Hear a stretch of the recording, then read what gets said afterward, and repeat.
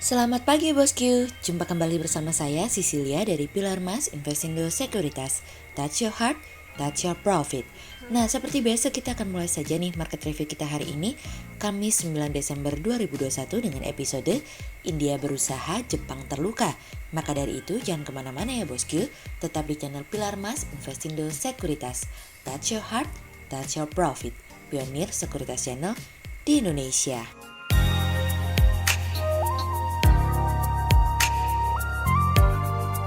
Seperti biasa kita akan mulai dari Global Economics Calendar. Ada berita dari US MBA Mortgage Applications yang naik dari sebelumnya minus 7,2% menjadi 2%. Kemudian ada dari US Jobs Job Openings yang naik dari sebelumnya 10.602K menjadi 11.033K. Kemudian ada dari Japan GDP SA quarter over quarter 3 2021 yang turun dari sebelumnya minus 0,8% menjadi minus 0,9%. Kemudian kita beralih ke corporate news. Ada berita dari PT Alumindo Light Metal Industry Tbk atau ALMI yang membukukan pendapatan sebesar 75 juta US dollar pada kuartal 3 2021 dari kontan.co.id. Kemudian ada dari PT Pelita Samudra Shipping Tbk atau PSSI yang bidik kenaikan pendapatan 15-20% pada tahun depan dari kontan.co.id. Kemudian ada dari PT Encephal Putra Mega Trading Tbk atau EPMT yang membidik kenaikan penjualan double digit tahun 2022 dari kontan.co.id. Kemudian pada perdagangan hari Rabu tanggal 8 Desember 2021, IHSG ditutup menguat 1 poin atau 0,02% menjadi 6.603. Sektor teknologi, properties and real estate, transportation and logistik, financials, consumer non-cyclicals, healthcare bergerak positif dan mendominasi kenaikan IHSG kali ini. Investor asing di seluruh pasar membukukan pembelian bersih sebesar 2.524 miliar rupiah. Kemudian kita akan masuk ke market review kita hari ini. Cerita hari ini akan kita awali dari India berusaha. Sama seperti dengan Bank Sentral Australia, pada akhirnya Bank Sentral India pun tampaknya mempertahankan biaya pinjaman terendahnya untuk saat ini untuk dapat menanggulangi terganggunya prospek ekonomi akibat kemunculan Omicron. Tidak hanya itu saja, hal ini dilakukan India untuk dapat menjaga likuiditas dari tekanan inflasi yang muncul. Komite Kebijakan Moneter di India akhirnya memilih untuk mempertahankan tingkat suku bunga dengan rate yang sama. Gubernur Bank Sentral India Shaktikanta Das mengatakan bahwa moto kami adalah untuk memastikan soft landing di waktu yang tepat. Imbal hasil obligasi India 10-year mengalami penurunan dari sebelumnya sebagai salah satu tanda bahwa Bank Sentral India belum akan memberikan indikasi terkait dengan kenaikan tingkat suku bunga. Secara umum, kebijakan tersebut terlihat lebih dovish dari yang diperkirakan karena adanya Omicron yang berpotensi untuk mengganggu prospek pemulihan ekonomi di India. Kami melihat sejauh ini tanggapan dari berbagai bank sentral di dunia berbeda dalam menghadapi Omicron. Ada yang meyakini bahwa tidak akan mengganggu proses pemulihan, ada juga yang melihat bahwa Omicron akan mengganggu proses pemulihan. Sejauh ini, berbagai negara juga tengah melakukan pengendalian yang lebih cepat dengan melakukan beberapa tindakan yang dibutuhkan namun belum sampai mengarah kepada lockdown. Potensi selalu ada, waspadai dan cermati setiap perkembangan yang ada. Sejauh ini di India sendiri pandemi juga mulai teratasi namun belajar dari pengalaman yang sebelumnya, tampaknya Bank Sentral India juga tidak mau terlalu gegabah dalam melakukan langkah yang agresif. Saat ini Bank Sentral India sedang mengupayakan kerangka kerja yang lebih efektif, khususnya dalam mengatur likuiditas di pasar yang konsisten terhadap pemulihan ekonomi di India. Inflasi saat ini berada di atas dari target jangka menengah Bank Sentral India dalam kurun 25 bulan, meskipun saat ini inflasi berada di kisaran target 2% hingga 6% dalam rentang yang lebih luas. Pembuat kebijakan saat ini masih mempertahankan inflasi sebesar 5,3% secara tahunan dan mengharapkan perekonomian dapat lebih ekspansif sebesar 9,5% pada akhir Maret mendatang. Dash mengatakan bahwa komite menganggap perkembangan Omicron masih menjadi salah satu risiko utama terkait dengan pemulihan ekonomi domestik karena saat ini perekonomian masih dalam keadaan lesu, terlebih lagi konsumsi swasta masih berada di bawah pra-pandemik, oleh sebab itu dibutuhkan dukungan kebijakan yang berkelanjutan untuk menopang. Berbeda dengan Filipina, yang dimana mereka lebih yakin dengan pemulihan ekonomi yang terjadi. Bahkan Filipina mengatakan bahwa ada ancaman baru dari varian terbaru COVID-19. Sistem perawatan kesehatan dan stok vaksin akan mampu menahan lonjakan kasus yang terjadi. Mereka bahkan mempersiapkan pembukaan kembali perekonomian untuk masuk ke dalam level 1 yang akan dimulai pada bulan Januari 2022 mendatang. pembukaan perekonomian kembali di Filipina termasuk dengan pembukaan sekolah tatap muka hingga meningkatkan kapasitas transportasi umum menjadi 100% serta melonggarkan perjalanan lokal dan internasional. Semoga ini semua menjadi awal yang baik untuk India dan Filipina untuk mencoba bangkit kembali berusaha mengejar ketertinggalan pemulihan ekonomi global. Kemudian cerita selanjutnya datang dari Jepang terluka. Pertumbuhan ekonomi Jepang pada kuartal ketiga 2021 membuat kita semua kecewa nih bosku. Pasalnya ternyata penurunan ekonomi Jepang lebih dalam dari yang diperkirakan. Pembatasan virus selama musim panas kemarin ternyata menghantam konsumsi lebih keras daripada yang dibayangkan sebelumnya, namun masih memberikan ruang untuk tumbuh bagi bisnis perusahaan. Investasi bisnis, perumahan, dan ekspor justru direvisi mengalami kenaikan.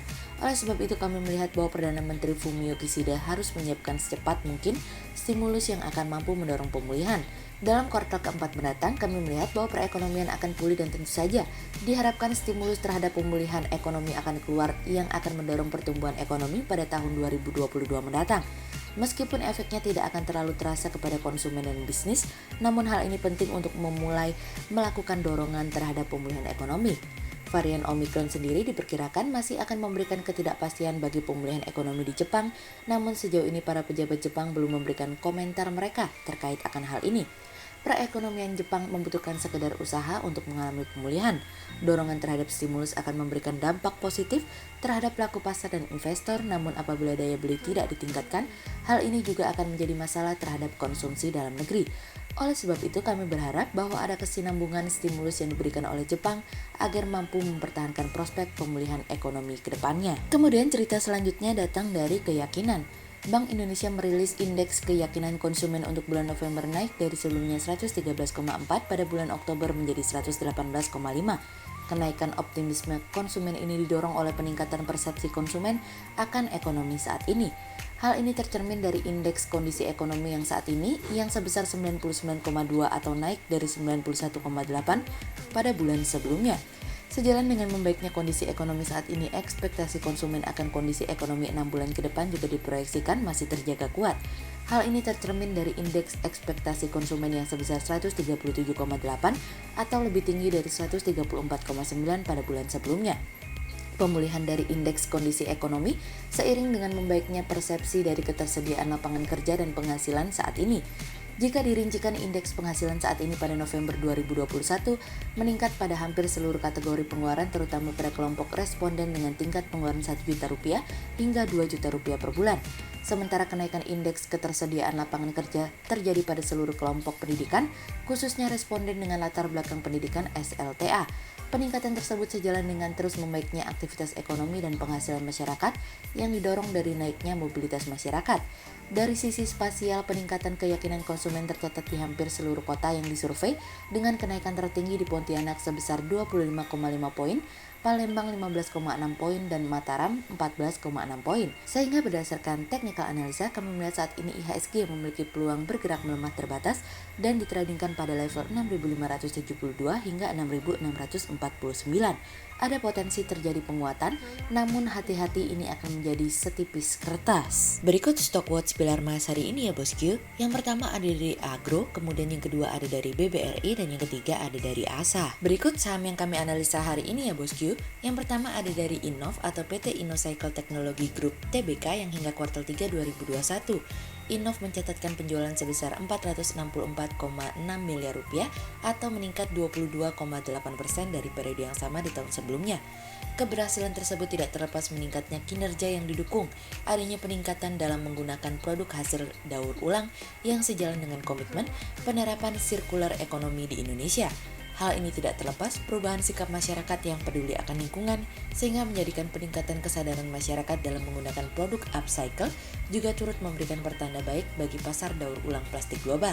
Sehingga berdasarkan technical analisa dalam tren per jangka waktu short term berpotensi untuk bullish dengan target 300 dan tingkat probabilitas sebesar 46%.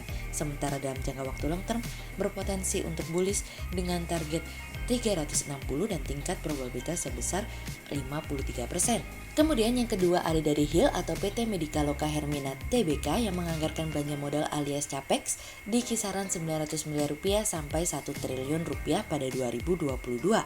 Alokasi tersebut tentunya untuk memenuhi kebutuhan dalam rangka komitmen manajemen untuk menciptakan medical tourism di Indonesia, di mana akan memberikan kesempatan bagi jasa kesehatan di Indonesia untuk menyediakan pelayanan bagi pasien yang suka berobat ke luar negeri.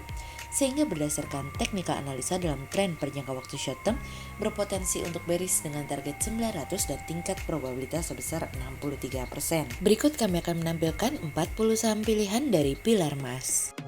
Kona on the beat.